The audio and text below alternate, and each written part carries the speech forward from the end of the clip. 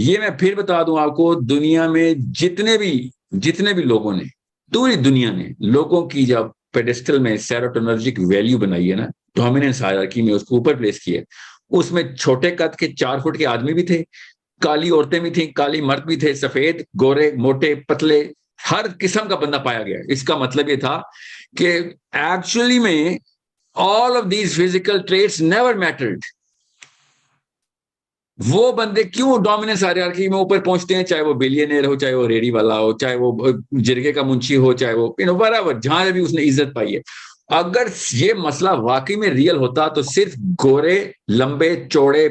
पतली नाक वाली, पतली कमर की, 5 फुट 10 की लड़कियां, 5 फुट 10 इंच की, ये सिर्फ ये डोमिनेंस हायरार्की में ऊपर आती।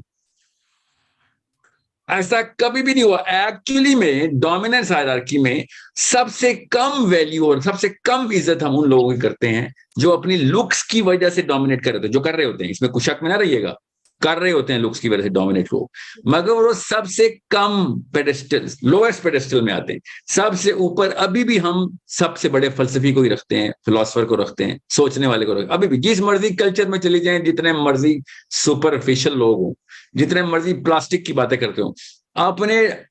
सरदारी किसको दे रहे होते हैं, वो उस औरत को और उस आदमी को दे रहे होते हैं जो काम की बात कर रहा होता है।